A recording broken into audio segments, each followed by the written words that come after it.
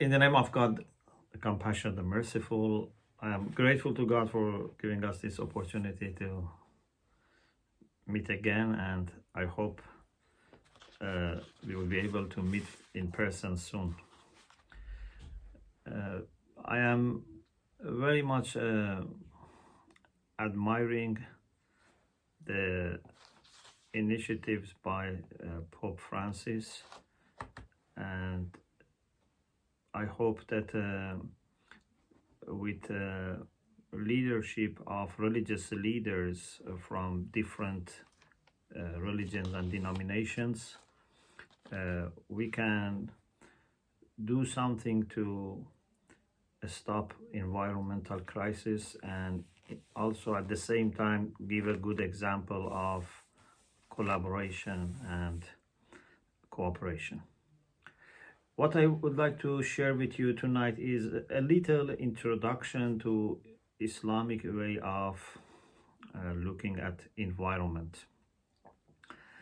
In 2006-2007, we had a good initiative at Heathrow College when I was here in the UK for my sabbatical leave, with some Christian and Muslim and Jewish religious people. We had some meetings about environment, and the result of that was a paper I published, Aspects of Environmental Ethics and Islamic Perspective, which is available online. Recently also I have been teaching a few sessions on environment based on the book Mafatihul Hayat, The Keys of Life by Ayatollah Jawadi Amuli, who is a contemporary Shia scholar, and this is going on. So we have tried all these years to create some kind of more awareness of this issue. And also when I was in Com, I encouraged some of our students to do their dissertations and theses on different aspects of environment. So I want to share a few points, and I think it is in November that we are going to have also a program in Castle, online of course, in Castle Gandolfo on environment. It is a webinar on the 23rd of October. We will have a webinar and Nino is organizing this. And yeah, so this is an ongoing engagement and point of reflection for me. I was thinking how to start this. Then I thought maybe a good way to start this would be explaining how Islamic way of life is a matter of doing justice to different types of relations. We religious people, because of belief in God as the sole creator of everything, we never see ourselves as isolated or separated entity, and we believe that we are part of a network, part of a structure, a hierarchical structure, which is headed by God and goes to every aspect of the creation. So I feel connected to God, I feel connected to human beings, I feel connected to living beings and non-living beings and spiritual beings, angels, etc. So there is a net, and therefore we have lots of relations, and we need to do justice with respect to all these relations. Our relation with ourselves, our relation with other human beings, our relation with God, but also our relation with the environment. This is very important. So part of my religious life and part of my personal development is to know how to deal with the environment, with the soil, with the water, with the air, with the jungle, forest, mountains, rivers, oceans. All are part of my understanding of my position in this world and my relation with God. So the way I relate to a river, for example, next to our city, is part of my relation with God. It's not something separate. And if I want to please God, part of it is to please God with respect to this river. Part of it is to please God with respect to the animals that are in my reach, etc. So, for us, environment is not something disconnected from us that we need just to watch and see what decision we have to make in order to benefit from it more, for example, etc. No, for us, you can say environment is part of our own relation with God, part of our connection with God. And in a sense, we can say environment is part of us, because if we believe that we belong to God, then anything that also belongs to God would be part of us, not a stranger, not a foreigner. Therefore, in Islamic literature, especially when we go deeper, and we are not just limited with the legal, although even in the legal teachings, we have lots of things about this that I may refer to some of them, that even jurists are very much emphasizing on our duties towards animals and plants, etc., water, air, soil, even the jurists. But if you go even further and deeper and you go to Islamic spirituality and mysticism, then you find this close relation between us and God and the environment, whether it be the physical environment or the spiritual environment around us, become even more important. And there is no way to achieve inner peace unless we achieve peace with the environment, in addition to peace with other human beings. We have to achieve peace with the environment. You cannot be making any success in your journey, spiritual journey, unless you are able to make progress in your relation with the environment, and you are able to demonstrate your love for God in your love for the environment, and your respect for God in the respect for the environment. So this is one point that I wanted to mention. Another point that I want to mention at the beginning is something very special about the Quran. As you know, the Quran has 114 chapters. Many of these chapters are named after natural phenomenon. For example, the first chapter is the praise, which is not natural, but the second, the cow. So which is actually the largest chapter of the Quran, is named after cow, an animal. And then you find chapters called after ants, after, bees, after, for example, thunder, different parts of the time. We have Wal-As, we have Wal-Fajr. So different times, different places, different animals and insects. Or, for example, Wattin, a fig. So it is interesting that the chapters of the Quran are not named after the prophets only, or after, for example, holy and saints only. They are also named after natural things, and some animals, some insects are mentioned. Then when we go inside the chapters, some of the chapters involve God swearing by some of these things. For example, God swears by fig and olive and Mount Sinai.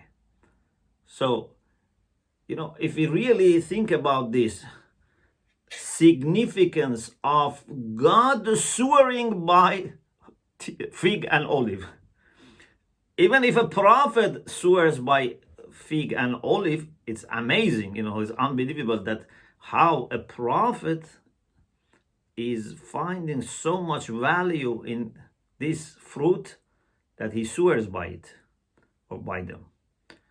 But even more than that is when God swears by them. So it would leave no chance for us to take these things for granted and pay no attention and say, these are things that are only for us to enjoy, and if we want to benefit, or we can waste them. But whatever we want, we can do them. They have no value as such or essentially. Their value is only as much they can help us and benefit us. So it's up to us. We give them value. No, this is not the way that we learn from religion. Everything has value and everything is sacred, especially those things which have life. They are very sacred. So, when you read the Quran, this is the third point, in addition to the names of the chapter, in addition to God swearing by some, natural things. Also, when you read, you find in the Quran that the Quran is not in compartments and, partitioned. So, for example, you have a topic about theology, and when you finish theology, then you go to another topic, and for example, about ethics, then you finish that, you go to law, etc. No, these topics are all related. Why? Because in our life also these issues are all combined and connected. Can I say that from 7 a.m. till 9 a.m. I deal with theology, and from 9 to 12 I deal with spirituality? No. In every moment I am dealing with theological issues, philosophical issues, spiritual issues, etc. Therefore, the book of God is also like this, bringing everything together, because the book of God is to guide human life, and human life has such nature, which is very much combined. And then in this combination, you find animals, you find non-living beings very much coming in the discussion. So when God, for example, is talking about himself, also he refers to mountains. He refers to the, for example, camel. أَفَلَا يَنْظُرُونَ إِلَى الْإِبِلِ كَيْفَ خُلِقَتْ. Don't they look at camel, how it is created? Or to the mountains, how they are rooted, etc. So this shows that we human beings cannot separate ourselves from the rest of creation.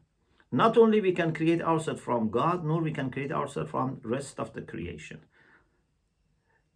We should forget, and we should let this idea go from our mind and heart, that we can have happy life without full engagement with the rest of creation. It's impossible. As I said, no inner peace without external peace with other people or with the environment. Therefore, we need to always remember that part of our relation with ourselves and God is our relation with the environment, and everything here counts. It can be a cat, it can be a cow, it can be insects, it can be soil, it can be air, etc. So this holistic approach is very important. I would like to mention few points that I think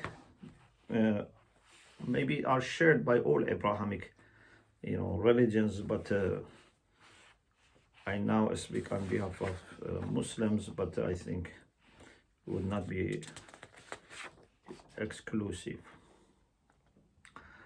One thing is that we are able, both through God's creation and legislation, to benefit from the environment. So God has given us the intellectual capacity to manage the environment. The Quran sometimes says, "Sakhara lakum." God made it manageable to you. Not only khalaqa lakum, He created for our benefit, but also He made it manageable. So He gave us ability to develop skills for utilizing the environment. We can make dams, to use water, to make electricity, to, give water to the lands, etc. We can make lots of things. And also in His legislation, He has permitted this. And He is also in welcoming us to utilize them. The Quran says, أَنْشَأَكُمْ فِي الْأَرْضِ وَاسْتَعْمَرَكُمْ فِيهَا. God created you on the earth and asked you to develop it. But what is important is this has to be done as a trustee. We are appointed by God as trustees of God on the earth. So I cannot just think of my own personal or our group's only benefit. I can not think of only using. I have to see overall this use is proper. Is this use just? Is this use a sign of me fulfilling my responsibilities as a trustee or not? When you are trustee of a library, of course you can use that library. But you cannot make that library into, for example, your own home, or, you can, for example, sell the books and, put in your pocket or burn the library. No. You are a trustee. You have to look after the library. You can use, but you can make sure that other people also now and in future can use this library. The minimum requirement of a trustee is preservation. If a trustee fails in preservation, then is not accepted. But I don't think any trustee would be expected to just preserve. Sometimes there are opportunities for improvement, for development. And if there are means and resources and opportunities, as a trustee, you are expected to use them. Otherwise, you would be considered as a bad trustee. So if there are new books, new equipments, I don't know if we can expand, and there is need for expanded area. If I'm a trustee, I have to develop. So God expects us first to preserve the nature, and second, to develop it. Look after the nature and make the condition better. Every generation has to make the condition better. Unfortunately, what has happened in the last decades is that we have consumed almost equal to the whole history of humanity. And we have produced waste equal to the whole history of humanity. And there is no limit. If they have not done more, it's because there was no market for it. Otherwise, they were happy to, use everything and sell to people.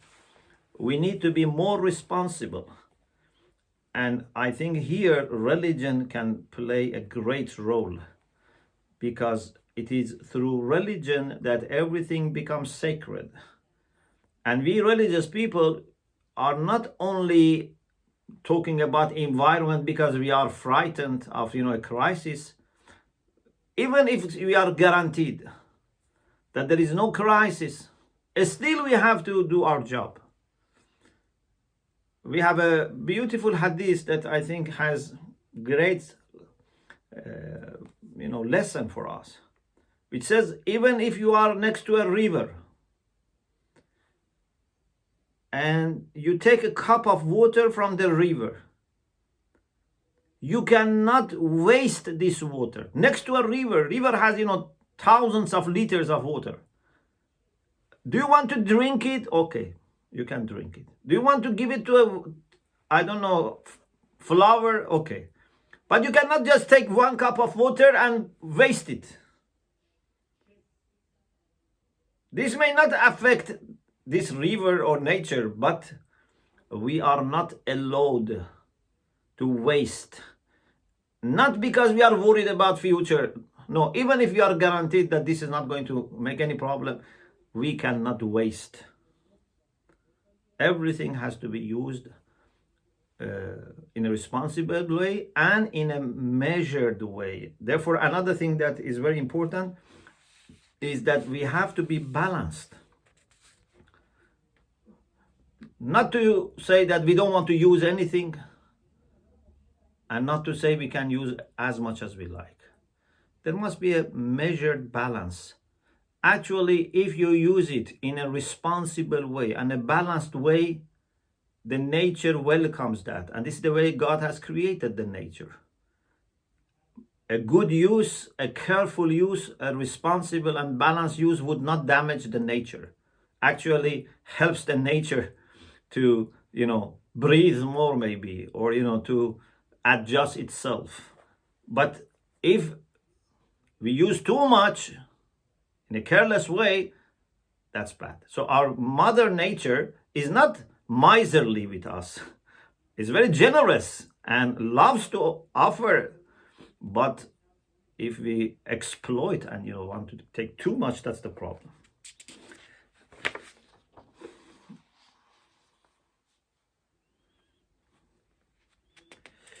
And some of the qualities that we should observe, which I think are very important in understanding Islamic perspective, is cleanliness.